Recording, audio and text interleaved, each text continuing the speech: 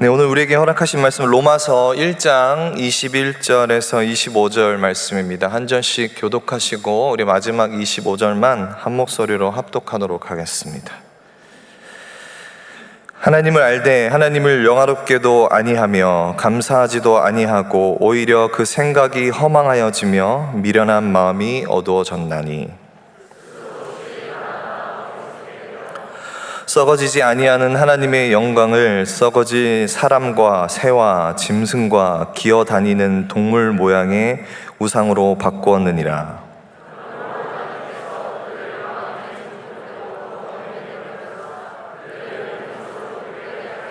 다 같이 읽겠습니다. 이는 그들이 하나님의 진리를 거짓 것으로 바꾸어 피조물을 조물주보다 더 경배하고 섬김이라. 주는 곧 영원히 찬송할 이시로다. 아멘. 네, 제가 5월 5일 날 설교를 해야 된다는 그 안내를 받고 굉장히 많은 고민을 했습니다. 이 어린이날 어린이 주일에 설교를 해야 되는데 어떤 내용을 할까? 그래서 우리 젊은이 2부, 3부, 4부 어린이들을 위해서 어린이 말씀을 준비해야 하나 이런 생각도 고민을 했는데 그간에 하나님께서 좀 주신 마음들이 좀 있어서 그 관련된 말씀을 좀 나누려고 합니다. 오늘은 여러분 본문을 읽어서 알겠지만 다소 무거운 주제가 담겨져 있는 말씀입니다. 그렇죠? 좀 전에도 얘기했지만 제가 이 말씀을 준비하기까지 저 개인적으로는 어떤 좀 시간들이 있었습니다. 제가 몇 주 전에 레이기 이제 말씀을 가지고 새벽기도 말씀을 좀 전하는 시간이 있었는데 그때도 하나님의 명령보다 내 내면의 소리를 좀 더 따르는 그런 우리의 마음들에 대해서 좀 나누고 설교를 했던 적이 있고, 그리고 그 설교를 준비하면서 사디어스 윌리엄스라는 분의 마음을 따르지 않을 용기라는 그 책을 제가 접하게 됐어요. 그래서 그 책을 이렇게 읽으면서 굉장히 제 마음 가운데 도전이 되고, 이 책이 이렇게 표현하고 이야기하고 있는 그 주제들이 너무 공감이 되는. 그래서 오늘 사실 설교도 제가 책을 원래 좀 들고 오려고 그랬는데 깜빡했네요. 그 책의 내용과 또 다른 한 권의 책, 제가 요즘에 하모니에서 매주 화요일마다 팀 켈러 목사님의 복음과 삶이라는 책을 가지고 저희가 이제 강의를 하고 있는데, 공부를 하고 있는데, 그 내용 중에서도 우상 숭배, 가장 근본적인 죄라는 그 주제를 가지고 공부하는 시간이 있었어요. 그래서 이런 연결고리들이 계속 저에게 이렇게 주어지더라고요. 그래서 이 4부도 이 관련된 말씀을 좀 나누면 좋겠고, 제가 접하게 된 책들의 내용을 조금 여러분과 같이 나누면서 설교를 좀 하면 좋겠다라는 그런 생각을 하게 됐습니다. 이러한 흐름 안에서 제가 말씀을 전하게 될 것 같아요. 그래서 근데 사실 설교를 무엇을 해야 되는지는 빨리 정해져서 좋은데 그 주제가 좀 무거운 주제여서, 그리고 특히 어린이 주일날, 어린이날에 좀 나누기가 좀 어려운 주제라고 생각이 되어집니다. 그리고 제가 좀 하나님께서 좀 투덜거렸습니다. 저도 이렇게 단에 올라올 기회도 자주 없는데 좀 이렇게 좀 성도님들 위로해주고 들으면 좀 격려되고 설교 좀 들으면 좀 눈물도 좀 나고 이런 설교 좀 하나님 하고 싶은데 또 우상 숭배라니요. 그래서 하나님한테 좀 투덜거렸어요. 왜 저는 맨날 이런 설교만 하나님 시키십니까? 이러고 이렇게 푸념을 하니까 하나님이 저에게 주시는 말씀이 그게 물론 청년들에게도 필요한 말이지만 내가 너한테 하는 말이다 라고 이런 마음을 주시더라고요. 그래서 잘 새겨 들어라. 그래서 저도 올라와서 설교를 전하지만 준비하면서도 그렇고 이제 전하는 이 시간 가운데서도 하나님이 저에게 주시는 귀한 말씀으로 저도 받아들이고 설교를 좀 나누려고 합니다. 여러분, 로마서 1장 21절에서 25절의 말씀을 통해서 하나님이 주시는 은혜를 저뿐만이 아니라 여러분 모두 한 분 한 분도 누리시기를 주님의 이름으로 축복드립니다. 네. 제가 가끔씩 하는 얘기 있죠. 이렇게 피곤하신 분들이 있을 거예요. 그렇죠? 조실 거면 초반에 조시는 게 더 유익이다. 네. 중간에 끝에 가서 조시면 더 힘드니까, 그죠? 네. 조금 그런 마음을 가지고 여러분 오늘 설교를 들으시면 좋을 것 같습니다. 로마서는 심오한 신학이다라는 이런 표현이 있습니다. 굉장히 유명해요. 이걸 다른 말로 하면 어떨까요? 그 내용이 어렵다라는 겁니다. 자, 심오한 신학의 이야기를 다루고 있는 이 로마서 전체의 주제를 조금 축약해서 보면 복음이 될 수 있을 것 같아요. 복음. 특별히 구원의 어떤 기본적인 구조를 설명하고 율법주의적인 사고에 빠져있던 유대 그리스도인들을 권면하기 위해서 저술된 책이 바로 로마서입니다. 그 가운데 이야기하고 있는 오늘 본문의 내용, 오늘 본문부터 그 이하의 말씀들을 쭉 보면 한 가지에 관련돼서 이야기를 하고 있어요. 바로 죄라는 겁니다. 죄. 인간의 타락한 본성과 죄의 상태를 굉장히 상세하게 서술하고 있어요. 죄라는 부분에 대해서. 자, 이 세상에서 범람하고 있는, 하나님을 믿든 하나님을 믿지 않든 이 세상을 살아가면서 우리가 보게 되는 이 세상에 범람하고 있는 다양한 죄들, 또 그로 인해서 인간의 그 타락한 모습들을 2000년 전에 이야기를 하고 있는 거예요. 다른 측면에서는 죄가 가지고 있는 특성에 대해서 굉장히 자세하게 나열을 하고 있습니다. 근데 우리가 여기서 유념해야 될 거는 본문을 좀 읽어보면 꼭 믿는 사람한테는 해당되지 않는 그런 어떤 죄의 특성들을 얘기하는 것 같아요. 근데 그러나 우리가 유념해야 될 것은 이게 믿는 사람 안 믿는 사람 상관없이 죄의 성질은 모든 인간에게 동일하게 작용되고 있기 때문에 우리 믿는 자들에게도 너무나 중요하게 또 관심을 두고 바라봐야 하는 말씀입니다. 로마서 1장 21절은 이렇게 이야기를 합니다. 하나님을 알되 하나님을 영화롭게도 아니하며 감사하지도 아니하고 오히려 그 생각이 허망하여지며 미련한 마음이 어두워졌나니, 이렇게 말씀을 하고 있어요. 로마서 1장 그 바로 전절이죠. 20절에 보면은 하나님은 이렇게 설명하고 있어요. 창세로부터 이미 자신의 창조물을 통해서 자신의 존재를 나타내셨다라고 설명을 하고 있어요. 그렇기 때문에 인간이 하나님을 모른다라는 핑계는 무의미하다라는 것을 말을 하고 있습니다. 20절. 그래서 하나님을 알되 영화롭게도 아니하고 감사하지도 아니하고의 이 말의 뜻은, 인간은 하나님을 알고 있는데 하나님의 그 위대하심과 영광을 알고도 그분을 향해서 살고 있지 않고 이 세상의 중심이신 그분을 인정하지 않고 있음을 의미하고 있는 표현이에요. 21절의 그 전반부에 나온 말씀. 그러니까 다시 말해서 인간이 하나님을 하나님으로 인식하지 못하고 예배하고 있지 않다고 지적을 하고 있습니다. 우리가 예배를 이렇게 모여서 드리고 있지만 때로는 우리의 모습도 이렇다라는 겁니다. 자, 그러면서 사도 바울은 하나님을 진정으로 예배하지 않으면 인간이 어떠한 상태가 되는지 그거를 죄라는 개념과 연결시켜서 지금 본문에서 설명하고 있어요.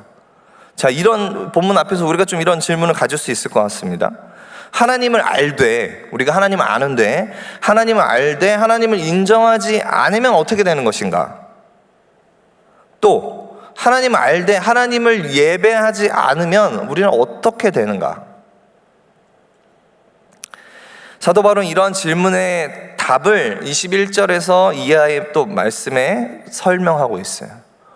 오히려 그 생각이 허망하여지고 미련한 마음이 어두워진다고 이렇게 설명하고 있습니다. 여러분, 생각과 마음은 우리의 내면을 이야기하죠. 통칭해서 내면이라고 생각을 해보면 우리의 내면이 어떻게 된다는 거예요? 허망하고 어두워진다라고 이야기를 합니다. 여기서 허망이라는 거는 무가치하다라는 뜻이에요. 무가치하다. 어두워졌다라는 의미는 하나님의 말씀에 대한 깨달음이 전혀 없다라는 겁니다. 그러면 어떻게 됩니까? 우리의 내면의 생각들이 무가치해지고, 우리가 하는 내면의 생각들이 무가치해지고 우리 내면에 말씀에 대한 깨달음이 없다라는 거예요.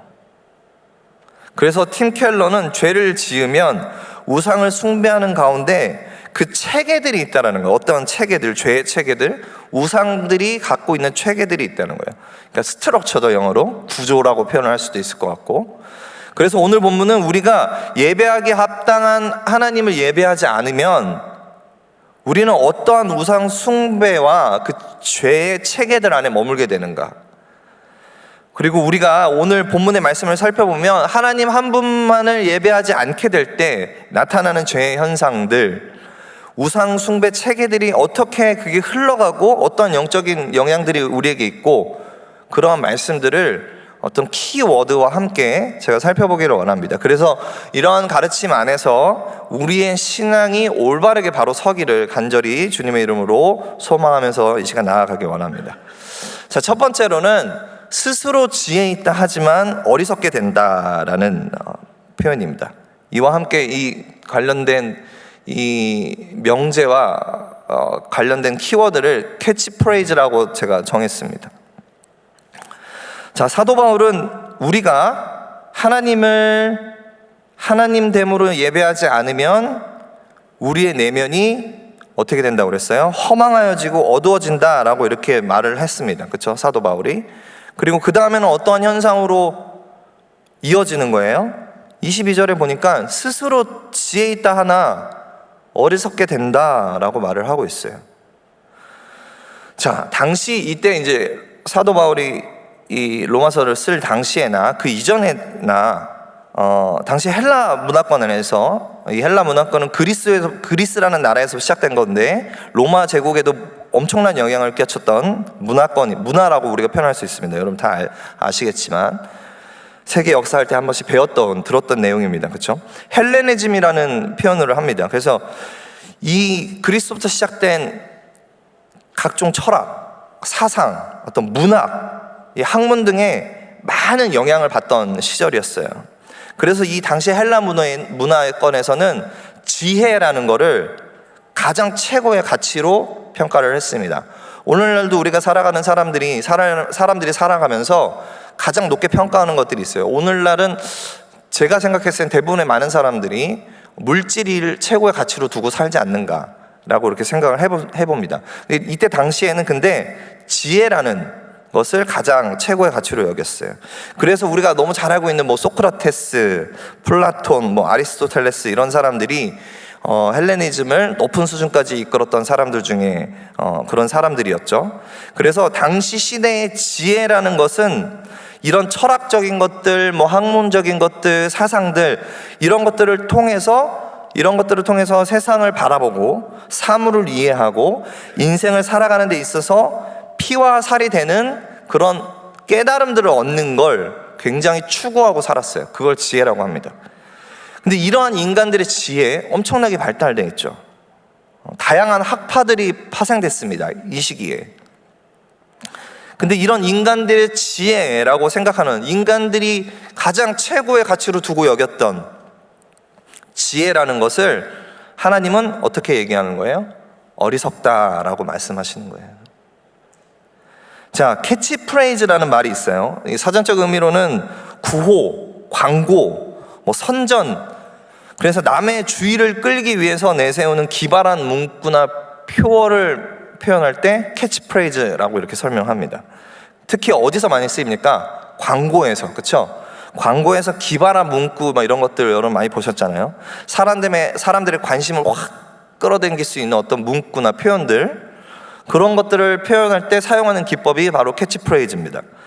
자, 사디어스, 제가 아까 초반부에 설명했던 그 책 중에 하나, 사디어스 윌리엄스 이 복음주의 신학자는 자신의 서서에서 마음을 따르지 않을 용기라는 책입니다. 이 책에서 이야기하는 게 현대 사회에서 인기를 끌고 있는 10가지 캐치프레이즈를 소개하고 있어요. 그래서 그 10가지가 제가 자막으로 준비했는데, 내가 행복하면 된다, 꼰대는 사절이다, 내 마음을 따른다, 나에게 충실할 뿐이다, 내 인생은 내 것이다, 인생은 한 번뿐이다, 답은 내면에 있다, 진정성이 최고다, 내 꿈은 이루어진다, 사랑은 사랑이다. 여러분, 이 캐치프레이즈 10가지를 보면서 무슨 생각이 듭니까? 그렇게 틀린 얘기 아닌 것 같죠? 맞는 얘기인 것 같고, 내가 주로 좋아했던 말도 있을 수도 있고, 그렇죠? 내가 저런 말을 모토로 삼고 지금 삶을 살아가시는 분들도 간혹가다 있을 수 있습니다. 근데 여러분, 이런 캐치프레이즈들을 잘 살펴보면 이 캐치프레이즈들이 가지고 있는 핵심적인 사상은 뭐냐면 바로 인간이 마음 가는 대로 사는 인생, 인간의 내면의 소리를 듣고 따라가는 삶이 가장 가치 있고, 그렇게 살아갈 때 인간은 행복하다는 얘기를 하고 있는 거예요. 이에 대해서 이 사디어스는 이야기합니다. 세상의 캐치프레이즈가 얼마나 자기중심적이고 나 자신이라는 신을 만들어내서 그것을 숭배하며 살아가고 있는지를 책에서는 이야기하고 있는 거예요. 자, 이처럼 세상은 스스로 지혜 있다 하면서 우리를 가르칩니다. 우리에게 많은 영향을 줘요. 자신들이 만들어낸 구호를 통해서 우리에게 이야기합니다. 자, 마음 가는 대로 해. 너 내면의 소리를 듣고 따라가. 너 마음 가는 대로 해야지. 그게 행복한 길이야. 특히 이 나라는 중심성을 따라 살아가라고 속삭입니다. 그렇게 살 때 삶이 진정으로 행복하고 좋다고, 또 그 말이 지혜롭다고 우리에게 계속해서 선전하고 말을 하고 있어요. 사디어스는 이 자신의 이 책에서, 서두에서 자신의 딸과의 어떤 이야기를 좀 소개를 하고 있어요. 딸이 당시에 9살 때 있었던 일이라고 해요. 저는 개인적으로 이 부분을 읽으면서 굉장히 큰 울림이 있었습니다. 저자는 이 사디어스는 자신의 딸과 이미 9살 때 일이지만 그 이전에 몇 년 전부터 거짓말 찾기라는 게임을 했대요. 거짓말 찾기. 규칙은 굉장히 간단합니다. 텔레비전이나 뭐 유튜브나 영화나 이런 것들을 보다가 어린 딸이 거짓말을 찾아내면, 여기서 거짓말이라 하는 거는 성경적으로 잘못된 개념을 찾아내면 그게 왜 잘못인지를 설명하면 아빠가 딸한테 $1를 주는 게임이었대요. 그래서 그 이하에 제가 한번 그 내용들을 한번 읽어 드릴게요. 저자가 쓴 그 내용 그대로. 자, 그러던 어느 날 아빠! 그날로 딸은 신나게 계단을 뛰어 내려오며 말했다. $1 또 주세요. 그래서 이번엔 뭘 찾았어? 분홍색 요정 공주인 신제품 유니콘 인형의 광고를 보았다고 딸은 말했다. 광고에서 그러는데 아빠, 내 마음을 따라야 한대요. 거기서 그럼 거짓말이 뭐야? 내가 묻자 딸은 내 마음속에 파일에 영원히 저장될 만한 대답을 들려주었다. 단어 하나하나까지 세세하게 기억이 난다. 사디어스는 이렇게 고백하고 있어요. 아빠, 나는 내 마음을 따르고 싶지 않아요. 내 마음은 타락했거든요. 꼭 하나님의 마음을 따를래요. 그게 훨씬 나아요, 아빠. 딸아이가 너무나 대견해서 나는 눈물까지 흘렸다. 딸은 그날 한 번에 $5를 벌었다. 네. 이 사디어스가 자신의 딸과 있었던 일을 이렇게 책에서 소개를 하는 거예요. 저는 이 이야기를 듣고 어떤 마음이 들었냐면, 여러분, 이 어린 자녀의 마음에도 비롯되는 세상의 지혜가 아닌 성령의 지혜가 느껴지십니까? 사도 바울은 이렇게 얘기하는 거예요. 하나님을 알되 하나님 중심으로 인정하지 않는 삶을 살아갈 때 하나님의 말씀에 대한 깨달음은 점점 둔화되어지고 우리의 내면의 생각들은 무가치하다고 이야기하는 거예요. 이건 마치 스스로 나는 지혜 있다 여기지만 실은 어리석은 자의 모습이다 라고 설명하고 있습니다. 그렇게 되면 23절에 말씀하신 것처럼 썩어지지 아니하는 하나님의 영광을 썩어질 우상으로 바꾼다라고 이렇게 이야기를 합니다. 그래서 사디어스는 책에서 이야기해요. Don't follow your heart라는 얘기를 합니다. 당신의 마음을 따르지 마라. 당신의 마음을 따르지 마라. 그러면서 그는 이런 표현을 해요. 에덴에서 시작된 진부하고 캐캐 묵은 거짓말이 새 옷을 입고 불티나게 팔리는 시대라고 설명을 합니다. 여기서 여러분, 에덴에서 시작된 진부하고 캐캐 묵은 거짓말은 무엇인가요? 뱀이 아담에게 한 말이죠. 무슨 말을 했나요? 너희가 그것을 먹는 날에는 너희 눈이 밝아져 어떻게 된다고요? 하나님같이 돼요. 하나님같이 돼요. 하나님은 우리를 당신과 닮게 만드셨습니다. 당신의 형상과 같이. 그러나 당신과 동등하게 만들지는 않으셨어요. 당신을 대신하라고 하셨지 대체하라고는 하지 않으셨습니다. 바로 하나님같이, 뱀이 말한 하나님같이 된다라는 이 거짓말, 그러니까 자신이 신이 되어서 자기 중심성이라는 신을 만드는 것을 이야기하는 거예요. 우리가 아담과 하와가 그 선악과를 따먹은 게 단순히 하나님의 명령에 말을 안 들었던 수준의 그 죄를 이야기하지 않습니다. 여러분 잘 아시잖아요, 그렇죠?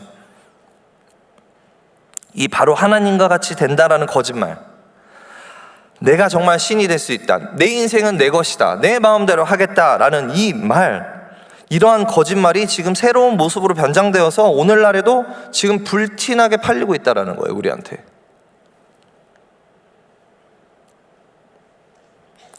여러분, 정말 내 마음을 따르는 것이 지혜 있다 할 수 있는 그런 캐치프레이즈 말인가요? 내가 행복해야 하니까, 내 감정에 충실하면서 살아야 되니까, 내 인생은 내 것이니까, 인생은 진짜 딱 한 번뿐이니까, 살아보니까 늘 답은 나의 내면에 있으니까, 그리고 내가 갖고 있는 꿈을 이뤄야 하니까 내 마음을 따르는 것이 정말 어리석다 하지 않고 여러분을 지혜롭게 하는 말들인가요? 여러분, 우리가 내 마음을 따르지 않을 이유는 너무 많아요. 성경적으로도 찾아봐도 너무 많고. 근데 그 중에 하나만 이야기를 들어보면, 여러분, 우리 마음은 너무나 변덕스럽기 때문입니다. 내 마음은 정처 없이 왔다 갔다 흔들리고 요동을 칩니다. 여러분, 지금 여러분 다 앉아있지만 지금 이 순간에도 여러분 삶 안에서, 여러분 생각에서, 여러분 마음에서 정말 다양한 내면의 소리를 듣고 살잖아요. 예를 들어서 오늘날 지금 여기 계신 분들 중에 어떤 분은 나의 정체성과 나의 삶명에 대해서 매우 안정적으로 느끼는 사람이 있을 수 있어요. 그렇죠? 또 아닌 누군가는 나 자신의 삶에 대해서 굉장히 확신이 없고 내가 이렇게 사는 게 맞나? 어쩔 줄 모르고 살아가는 사람들도 있습니다. 또 누군가는 내가 뭐든지 다 해낼 수 있을 것 같은 자신감이 넘치고 지금 낙관적인 마음이 들고 사는 사람들도 있습니다. 아니면 어떤 분들은 지금 이 순간에도 나 자신은 재미도 없고 매력도 없고 나는 연약한 존재다, 나는 사람들이 별로 좋아하지 않을 거야, 이런 생각을 하시는 분들도 있을 수 있고, 혹은 그 반대로 생각하시는 분도 있을 수 있습니다. 그리고 또 누군가는 거의 온종일 나 자신을 대해서 생각을 해보면 걱정과 불안으로 내 마음이 가득 찬 분들도 있습니다. 여러분들, 그렇게 생각하는 것들이, 생각을 해보십시오. 그렇게 느끼는 거예요. 우리가 느끼는 감정들, 생각들, 우리가 가지고 있는 그 내면의 소리들이 얼마나 지속되나요? 일주일 혹은 한 달, 1년이 뒤에도 지금 여러분이 느끼고 있는 것과 동일하게 느낀다고 그 퍼센테이지가 얼마나 될 거라고 생각하십니까? 이렇게 불안정하고 확신할 수 없는 것이 우리 인간의 내면의 소리입니다. 근데 세상의 캐치프레이즈는 나라는 중심성을, 나의 내면의 소리를 따르고 살라고 그렇게만 선전을 하고 있는 거예요. 세상이 말하는 이 캐치프레이즈는 스스로 지혜 있다라고 말을 하지만 이러한 지혜는 결국 어리석다라는 말을 사도 바울은 우리에게 가르치고 있습니다. 되려 사도 바울은 에베소서 말씀해 보니까 우리의 마음을 두고 어떻게 이야기를 하고 우리를 위해서 어떻게 기도하는지 한번 보시기 바랍니다. 우리 주 예수 그리스도의 하나님, 영광의 아버지께서 지혜와 계시의 영을 너희에게 주사 하나님을 알게 하시고, 알게 하시고, 그렇죠? 너희 마음의 눈을 밝히사 그의 부르심의 소망이 무엇이며 성도 안에서 그 기업의 영광의 풍성함이 무엇이며 그의 힘의 위력으로 역사하심을 따라 믿는 우리에게 베푸신 능력의 지극히 크심이 어떠한 것을 너희로 알게 하시기를 구하노라. 그의 능력이 그리스도 안에서 역사하사 죽은 자들 가운데서 다시 살리시고 하늘에서 자기의 오른편에 앉히사 모든 통치와 권세와 능력과 주권과 이 세상뿐 아니라 오늘 세상에서 일컫는 모든 이름 위에 뛰어나게 하시고 또 만물을 그의 발 아래 복종하게 하시고 그를 만물 위에 교회의 머리로 삼으셨느니라. 교회는 그의 몸이니 만물 안에서 만물을 충만하게 하시는 이의 충만함이니라. 이러한 내용들을 너희 마음의 눈을 밝혀서 바라보라는 거예요. 성경이 말하는 캐치프레이즈는 바로 이러한 겁니다. 세상의 캐치프레이즈가 아니죠. 하나님의 캐치프레이즈를 듣고 살아가라는 겁니다. 너희 부르심이 무엇인지, 너희 그 부르심의 소망이 무엇인지, 영광의 풍성함이 무엇인지, 모든 통치와 권세와 능력과 주권을 가진 자가 누구인지, 만물 안에서 만물을 충만케 하시는 이가 누구인지 너의 마음의 눈을 보고 밝혀서 보라는 거예요. 여러분, 스스로 지혜 있다 합니다. 여러분 정도 나이 되면 아마 그런 생각을 할 수 있을 것 같아요. 이제 내가 어느 정도 사회적인 경험도 쌓고 살아온 날들도 있고 나는 제법 그래도 똑똑하니까 내가 결정하고 내가 스스로 내린 것들에 대해서 내가 책임질 수 있는 나이니까 나의 내면의 소리를 듣고 살아도 큰 문제 없을 것 같아.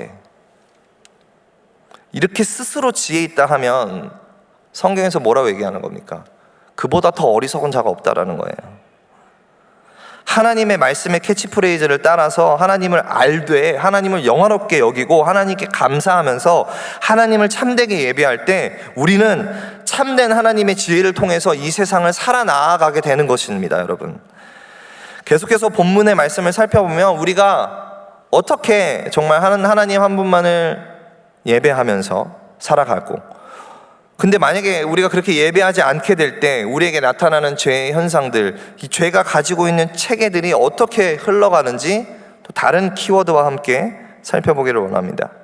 그래서 이러한 가르침 안에서 우리가 어떻게 살아가야 하는지를 계속해서 우리가 관심을 갖고 말씀을 좀 봤으면 좋겠습니다.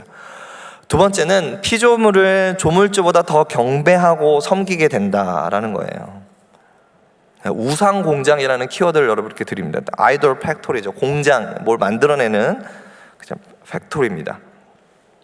자, 24절에 보니까 이런 말씀이 있습니다. 그러므로 하나님께서 그들의 마음의 정욕대로 더러움에 내버려 두사 그들의 몸을 서로 욕되게 하게 하셨느니라 라고 이렇게 사도 바울은 이야기를 합니다.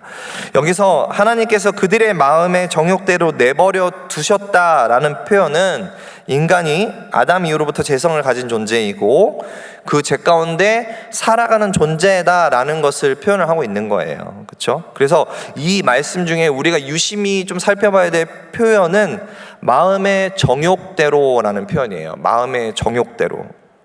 자, 신약 성경에서 우상 숭배를 설명할 때 자주 등장하는 단어가 에피수미아이라는 단어입니다. 그래서 지나친 욕망들이라는 뜻이에요.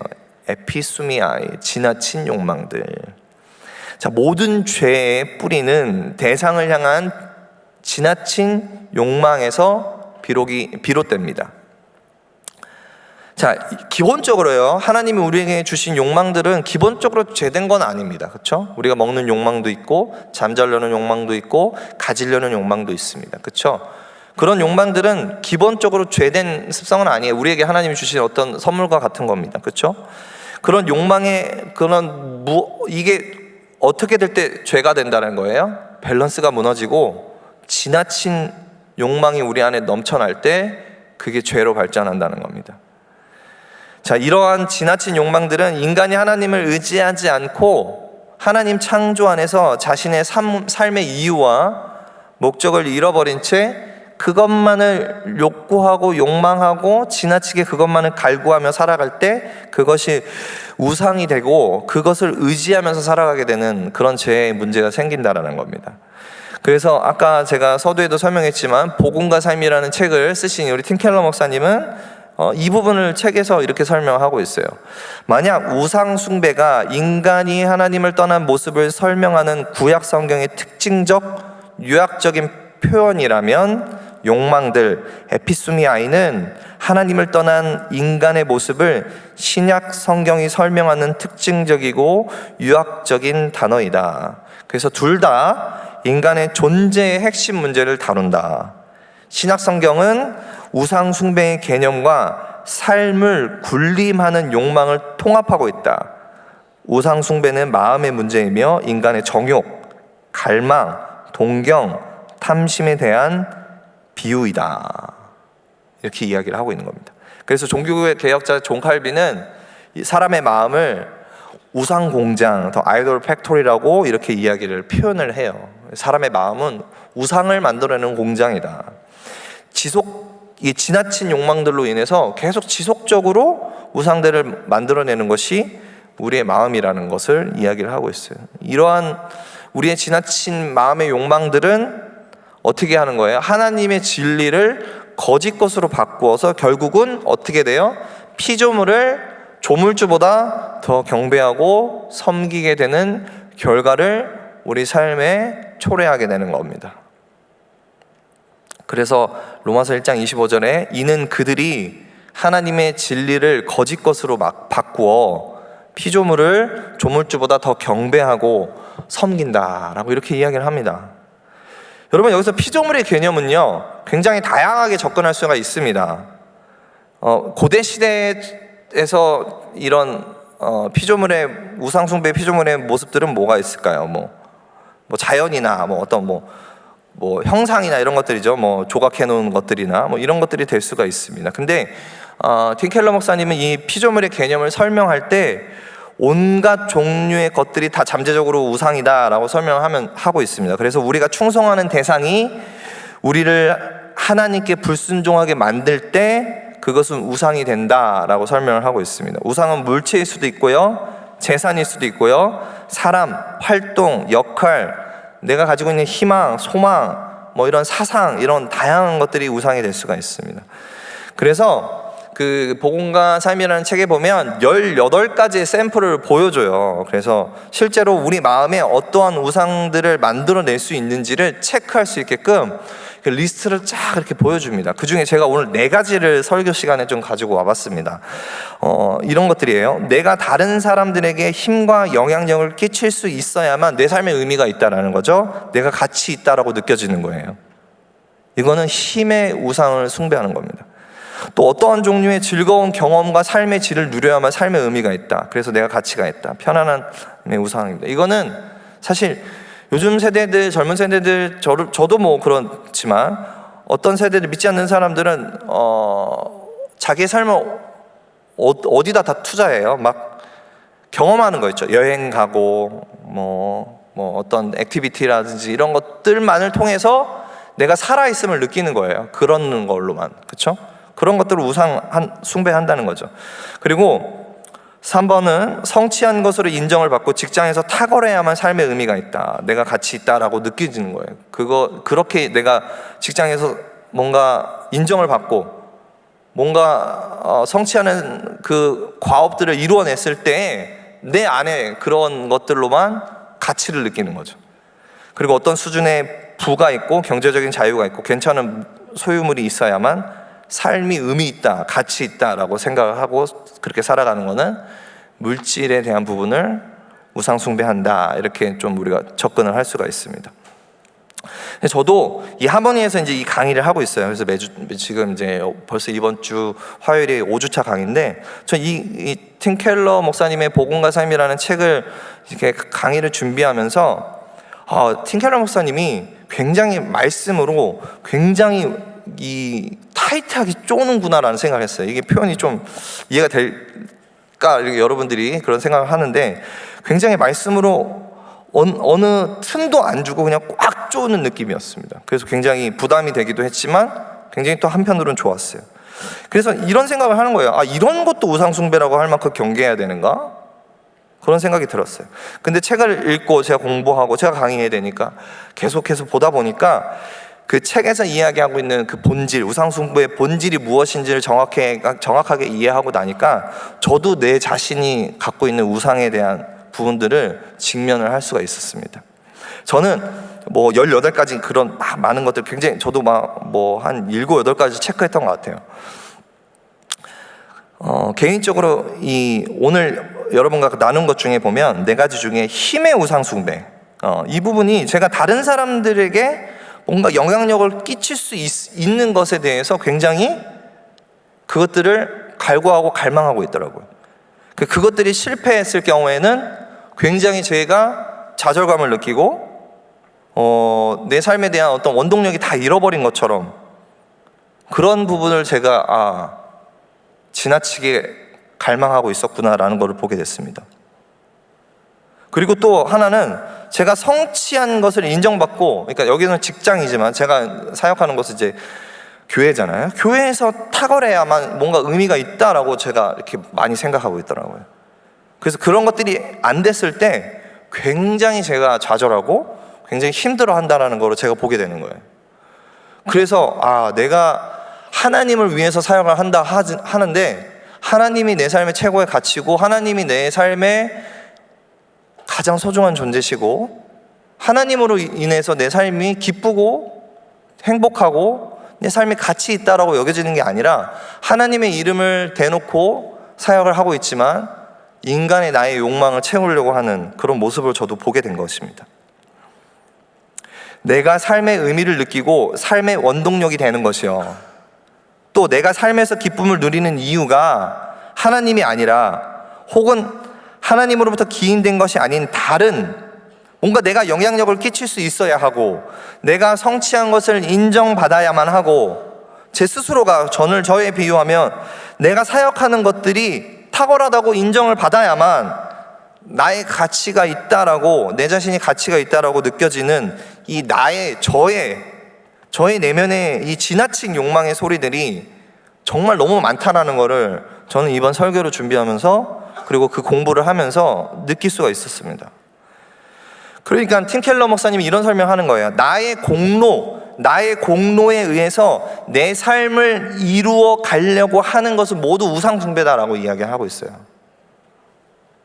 다시 말해서 내가 나의 힘으로 이루어가는 나의 가치를 증명하고 내가 나의 힘으로 노력으로 나의 기쁨과 행복을 영위하려고 하면 그건 다 지나친 욕망으로 비롯된 내 내면에서 우상 공장에서 만들어낸 우상이다라는 것을 이야기하고 있습니다.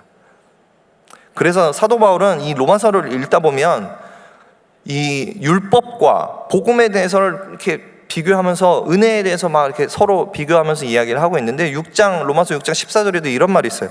너희가 법 아래에 있지 아니하고 은혜 아래에 있다, 이런 표현을 해요. 너희가 법 아래에 있지 않고 은혜 아래에 있다.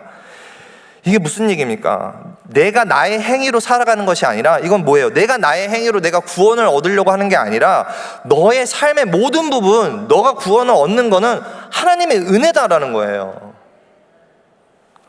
여러분, 우리의 삶의 모든 것이 하나님의 은혜 아래에 있다는 사실을 여러분 부정하게 되면요, 결국은 하나님이 나의 삶을 다스린다는 것을 거부하는 겁니다. 그걸 부정하는 거예요. 내 힘으로 내가 이루어낸 것을 통해 나는 내 삶의 가치를 느끼고 안정감을 느끼는 게 너무 당연한 것처럼 느끼시는 분들이 있을 수 있습니다. 그러나 내가 그렇게 살겠다라는 것은 내가 이루어낸 것, 내 힘으로 내 삶의 가치를 느끼면서 안정감을 누리고 살겠다라는 것은 결국 필연적으로 거짓 우상들을 만들어서 여러분의 삶에 두겠다라는 그 이야기를 하고 있는 겁니다. 자, 이거는 하나님의 은혜를 부인하는 것으로 끝나는 것이 아니라 우리는 다른 무엇의 은혜와 공로를 통해서 하나님의 은혜를 대체하려고 하는 거예요. 사도 바울이 말하는 하나님의 진리를 거짓 것으로 바꾼다라는 이야기가 바로 이런 의미입니다. 여러분, 우리는 반드시 예배하게 되어 있습니다. 무언가를 숭배하게 되어 있어요. 그래서 우리가 중요하게 여기는 가치들 있죠. 그게 여러분 만약에 물질이라면 그 물질이라는 가치를 토대로 우리의 삶을 건축하면서 살아가게 되어 있어요. 그게 기준입니다. 그렇죠? 돈을 잘 벌기 위해서 좋은 직장에 가야 되고, 돈을 잘 벌기 위해서 더 많은 것들을 해야 되고, 많은 경험을 해야 되고, 그렇죠? 우리가 그런 것들을 토대 안에 삶을 건축하게 되어 있습니다. 근데 여러분, 우리는 예배를 위해서 지음을 받았죠. 하나님을 예배하기 위한 목적으로 우리는 지음을 받았습니다. 그런데 여기에서 하나님을 제거하게 되면 어떻게 되나요? 다른 것을 예배하게 되는 겁니다. 그래서 끊임없이 우리 내면에 우상 공장에서 우상을 만들어내고 피조물을 하나님보다 더 경배하고 섬기게 되는 거예요. 사도 바울은 이러한 모습을 말씀에서 경고하고 있는 겁니다. 여러분, 우리는요 오직 하나님의 은혜로 살아갑니다. 여러분, 예를 들어서요, 우리가 하는 일이 꼭 잘 풀려야 할 이유가 없어요. 그렇죠? 우리가 하는 건 믿는 사람이라고 다 잘 돼야 됩니까? 하지만 내 삶에서 하나님이 모든 것을 합력하여 선을 이루도록 나를 위해서 지금도 보이지 않는 곳에서 일하시는 하나님을 우리는 바라볼 수 있어요. 왜냐하면 그분이 나의 아버지 되기 때문입니다. 그분이 나를 사랑하시기 때문이에요. 여러분, 인생의 안정감, 우리가 평안하고 돈이 조금 있어야 좀 평안한 어떤 감각적인 느낌을 갖고, 몸이 건강해야 좀 살기 어려움이 없이 내가 평안할 수 있구나, 이런 것들로 우리의 인생의 안정감을 누리는 게 아니라, 나의 노력들로 그런 것들을 내가 갖는 게 아니라, 나를 향하신 하나님의 자비로우신 사랑에 그 안정감이 있어야 된다는 거예요. 왜냐하면 하나님은 성경에 다 그렇게 기록되어 있잖아요. 나의 머리카락을 세시는 하나님이고 나의 눈물을 모두 계수하시는, 나를 너무나도 사랑하시는 하나님이시기 때문에 여러분의 삶의 안정감을 여러분이 뭔가를 이루어내고 만들어서 누리는 게 아니라 하나님의 자비로운 사랑에 근거해야 한다라는 겁니다. 우리 내면의 우상 공장에서 만들어낸 이런 피조물들을 우리가 경배하지 않고, 내 삶의 인도자시고 내 삶을, 우리 아까도 찬양했지만 구석구석 아시는 주님, 구석구석 그 은혜, 우리 삶의 자리에서 은혜를 충만하게 부어주시는 진짜 나의 공급자이신 하나님을 우리는 예배해야 되는 거예요. 우리는 하나님을 한 분만을 예배하지 않을 때 우리 마음에 다른 것에 빼앗겨서 그 생각이 허망해지고 어두워질 때 우리 안에 제된 습성들이 어떻게 되는지를 우리가 지금 오늘 말씀을 통해서 계속 보고 있는 겁니다. 그렇죠? 그래서 두 가지를 살펴봤어요. 첫 번째 뭐예요? 스스로 지혜 있다 하나 어리석게 된다. 이 지혜는 나의 내면에서도 올 수 있습니다. 이러한 지혜는 세상에서도 올 수 있어요. 그래서 여러분, 우리가 캐치프레이즈라는 개념으로 살펴봤습니다. 두 번째는 피조물을 조물주보다 더 경배하고 섬기게 된다. 우상공장이라는 우리 내면을 살펴봤습니다. 저는 이렇게 말씀을 이제 준비하면서, 이게 말하자면 대지였죠. 오늘은 말씀의 설교가 대지가 2개입니다. 제자반하는 분들에게 제가 설명을 드리는 거예요. 도움이 되라고. 이렇게 말씀을 준비하면서 이제 결론을 내야 되는데, 어떠한 결론을 낼까, 하나님이 어떠한 결론을 주실까 되게 굉장히 고민을 많이 했어요. 그냥 여기서 이렇게 대략 이렇게 마무리 질까, 아니면 어떻게 이 결론이 나야 할까. 그래서 저는 답이 안 나와서 저 스스로도 고민을 하다가 로마서를 1장부터 다시 읽어 내려갔습니다. 그래서 로마서를 전체 다 읽어가면서 그래 말씀을 읽어보니까 오늘 설교의 기준을, 오늘 설교가 출발점이 된다면 그 관점에서 로마서를 읽어보니까 하나님의 2가지 마음을 보게 되더라고요. 그래서 오늘 그 2가지 마음을 제가 설교 제목으로도 정했습니다. 증오하시나 사랑하신다. 자, 로마서 말씀을 읽어 내려가다 보니까 하나님은 정말요, 죄를 정말 싫어하시고 증오하십니다. 특별히 어떠한 거냐면, 하나님이 정말 값없이 우리에게 구원의 은혜를 주셨잖아요. 여러분이 받은 구원은 여러분의 공로가 단 한 개도 없습니다. 그렇죠? 하나님의 전적인 은혜입니다. 근데 자꾸 그 구원을 나의 행위적인 율법적인 의로 그 구원을 얻으려고 한다는 거예요. 인간은 자꾸 그렇게 살려고 하는 거예요. 아니, 내가 너는 이따 값없이 줬다니까. 근데 우리는 어떻게 해요? 자꾸 내가 뭔가를 해서 그 구원을 얻으려고 그렇게 산다라는 거예요. 근데 그게 죄예요. 결국 어떻게, 그 말은 뭐냐면 나를 구원자로 만들겠다는 거예요. 나를 신으로 만들어서 내가 나를 구원하겠다라는 말입니다. 그래서 인간의 이런 죄된 습성을 너무나도 싫어해요. 그래서 계속해서 사도 바울은 로마서에서 의에 대해서 나 자신을 만들어내는, 나 자신의 구원을 이루려고 하는 그 우상숭배의 모습을 철저하게 부정하는 모습을 우리가 말씀에서 볼 수가 있습니다. 그래서 로마서에서 이신칭의라는 교리가 나온 거예요. 이신칭의가 뭡니까? 우리의 의는 우리의 행위가 아니라 오직 믿음으로 의롭다함을 받았다. 사도 바울은 그래서 로마서에서 이 말씀을 전하고 있는 겁니다. 그렇게 하나님은 우리를 증오하시는 것이 아니에요. 여러분 오해하지 마십시오. 당신의 사랑하는 자녀들의 그 삶을 망치는 그 우상들을 증오하신다는 그 죄들을. 그리고 또 말씀을 읽어 내려가 보면서 제가 보게 된 것은 너무나도 우리를 사랑하시는 하나님의 마음이었습니다. 그 어떤 것으로도 우리와 하나님은 바꾸실 생각이 없다라는 거예요. 하나님과 우리와의 연결된 커넥된 그 사랑, 릴레이션십은 그 어떤 것으로도 끊길 수 없다라고 로마서 8장에서 이야기하고 있는 겁니다. 지독히도 우리를 사랑하시는 하나님의 그 마음을 받습니다. 그렇게 이렇게 말씀을 이제 두 가지로 우리 정말 죄를 증오하시는 하나님과 그럼에도 우리를 너무나 사랑하시는 하나님의 그 마음을 보게 되면서 저는 어떠한 상황이 생각이 났어요.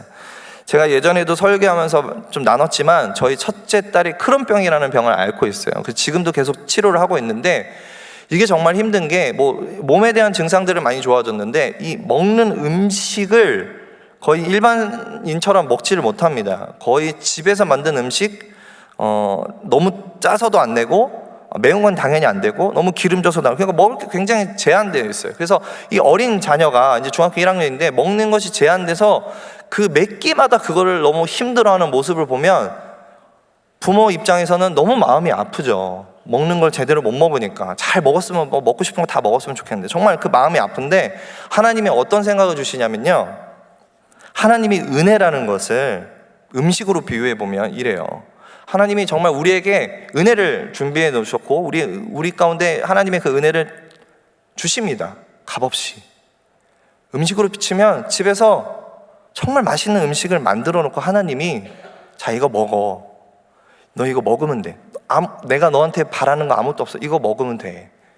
근데 우리는 어떻게 하고 있는지 아세요? 그 음식을 거부하고, 여러분 음식 쓰레기 버려보셨죠? 음식물 쓰레기. 국신이나 행복마을이나 이런 데 뒤에 가보면 이런 팟캐스트 그 열면 음식물 쓰레기 있잖아요. 그렇죠? 하나님이 차려준 음식을 먹지 않고요, 거기 가서 그 음식물 쓰레기를 먹고 있는 그 모습을 저에게 보여주셨어요. 그러면서 어떻게 해요? 만족하고 있는 거예요. 그게 좋다고 막 먹고 있어요. 여러분, 이게 우상숭배의 모습입니다. 하나님의 진리를 거짓 것으로 바꿔버리는 거예요.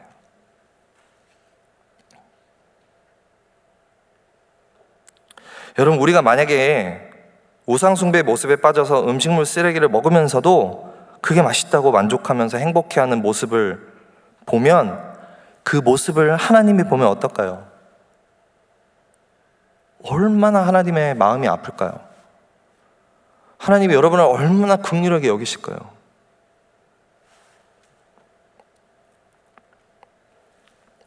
하나님은 우리를 너무나 사랑하십니다. 그러나 우리가 짓고 있는 그 우상 숭배의 죄들은 너무나도 증오하세요.